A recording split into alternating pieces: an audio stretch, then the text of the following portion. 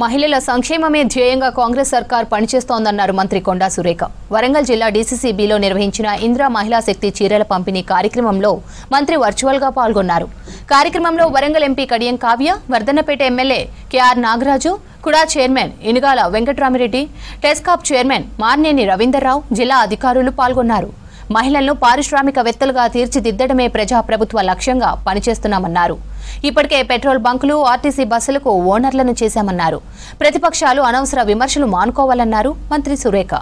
మరి ఎక్కడ వీలుంటే అక్కడ మహిళలను మరి ఈ విధంగా ప్రోత్సహిస్తూ ఈరోజు మనం అనుకున్నట్టుగా అక్కడ స్టేజ్ మీద ఉన్న ముందట ఉన్న ముగ్గురు కూడా మహిళలు, ఒక ఎంపీ గారు, కలెక్టర్ గారు, అడిషనల్ కలెక్టర్ గారు, అదేవిధంగా మన మహిళా సంఘం డిస్ట్రిక్ట్ ప్రెసిడెంట్ గారు, అదేవిధంగా మన కమిషనర్ మహిళ, మన హన్మకొండ కలెక్టర్ మహిళ, ఈరోజు సీతక్క ఒక మినిస్టర్ మహిళ, నేను మహిళ, దాదాపుగా మన వరకు కూడా ఏదైతే రాణి రుద్రమదేవి వేలిన గడ్డ అని, లేకపోతే సమ్మక్క సారలమ్మలు త్యాగాల గడ్డ అని, ఈ విధంగా ఏదైతే మన ఝాన్సీ లక్ష్మీబాయి ఉన్నటువంటి గడ్డ అని, ఈ విధంగా మన మహిళలను స్ఫూర్తిగా తీసుకుంటాము.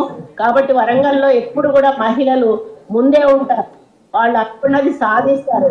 కాబట్టి ఆ నమ్మకంతో మరి ఈరోజు ఈ యొక్క భారాన్ని కూడా మీకు పెట్టడం జరుగుతూ ఉన్నది. ముఖ్యంగా ఈ ప్రభుత్వం ఈ కార్యక్రమాన్ని ఛాలెంజ్ గా తీసుకొని మనం అందరం కూడా అందరికీ డిస్ట్రిబ్యూట్ చేయాలి.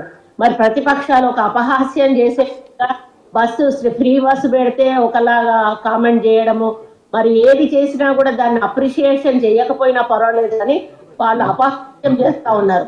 కాబట్టి ఈరోజు ప్రభుత్వం చేసే ప్రతి పనిని కూడా ఈ మహిళా సంఘాల వారు ప్రజల్లోకి తీసుకుపోవాల్సిన అవసరం ఉన్నాయి. ఇప్పుడు ఈ నెలాఖరు లోపల మనకి గ్రామ పంచాయత్ నోటిఫికేషన్ కూడా మేబీ ఛాన్సెస్ 100% ఉన్నాయి. కాబట్టి ఇప్పుడు మీరు ఎవరైతే ఈ మహిళా సంఘాల్లో ఉన్న మహిళలు ఉన్నారో ఈరోజు మీకు ఇప్పటికే చాలా వరకు రుణాలు ఇచ్చారు, వడ్డీ లేని రుణాలు ఇచ్చారు. రేపు ఇంకా కూడా మిమ్మల్ని కోటీశ్వరులను చేసే కార్యక్రమం కూడా చేయబోతా ఉన్నారు. బ్యాంకర్స్ కూడా మీకు సహకరిస్తూ ఉన్నారు, ఎందుకంటే మీరు ఎప్పటికప్పుడు రీపేమెంట్ చేస్తూ ఉన్నారు. కాబట్టి బ్యాంకర్స్ కూడా వాళ్ళు రెడీగా ఉండి మీరు అడిగినదంతా కూడా ఇవ్వడానికి సిద్ధంగా ఉన్నారు. కాబట్టి మహిళలు ఈరోజు ఇంకా ఇంకా బాగుపడాలని అంటే మనం గ్రామాల్లో కూడా కాంగ్రెస్ పార్టీకి సంబంధించినటువంటి మరి సర్పంచ్లను ఎంపిక చేసుకోవాల్సిన అవసరం ఉన్నది.